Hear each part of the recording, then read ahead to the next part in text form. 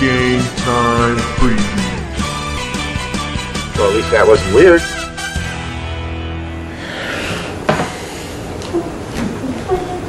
Tip of the tongue, lips, teeth, tip of the tongue. Articulate. Interrupting cat.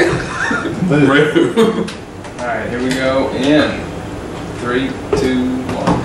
Well, we're back on Average Joe's. We are indeed. Normally this is the portion of the show where we'd be previewing the last week's or the upcoming week's games. But it's the preseason, folks, so there's not games anywhere in sight. There are not any games in this portion of the preseason. So instead, what we're going to be doing for your listening pleasure is previewing some of the teams for the upcoming season, focusing especially on those in the breadbasket, the dodgeball motherland. The state of Michigan. Exactly.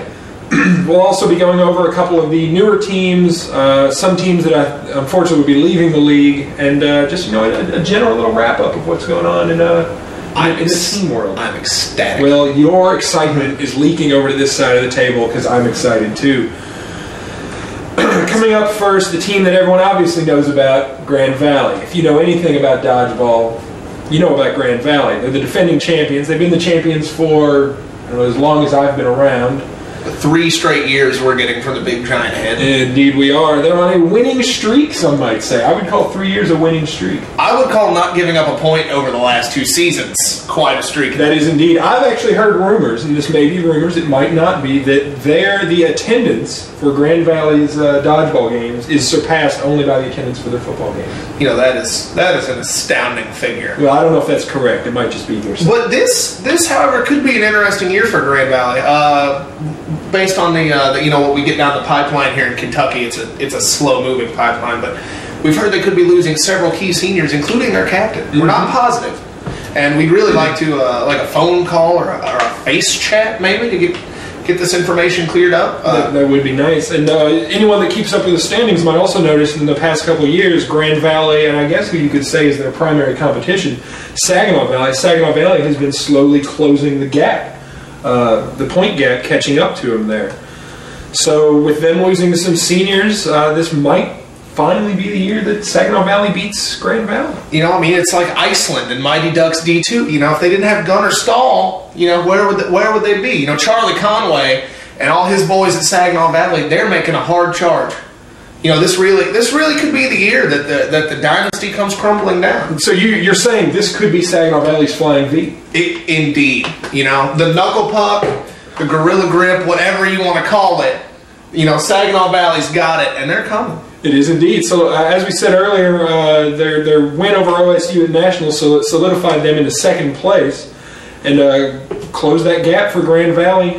They didn't lose any players off this year's team. They had a strong team last year. So I've said it once, I'll say it again. Could this be the year that Saginaw Valley beats Grand Valley? I feel like Saginaw Valley could slip in there like a green bean and a bag of carrots. they could just run right in and take it right out from under everybody. Their team, like I said, they didn't lose any players. That's a big in any sport. Football, basketball, baseball, any major sport. You've got to keep a core group of players around. And if Saginaw Valley's doing that, and Grand Valley, as we said, we don't know for sure, they're losing a couple of guys that have been big in past years. This could be the year that Saginaw Valley finally pulls off the upset. Well, it will be an exciting season, yes. The next team is Michigan State's team, who I've had the pleasure of playing against. Was very impressed by their team, and they had a very solid showing at Nationals. Mike Youngs and Ian Childs, in my opinion, with the exception of one, Jazzy Josh Raymer, could possibly be some of the best captains in the league. I haven't seen the kids play live, but in some video that I've seen, some film that I watch, I'm religious in my film watching before we do these podcasts. You don't find a group of kids this fundamentally sound that often. They're not flashy. It may not be the most exciting dodgeball. Alex Bomas, the godfather of college dodgeball, started out the MSU team. They're a team with tradition. They are, and it's not always about being the best team in the league as far as games go.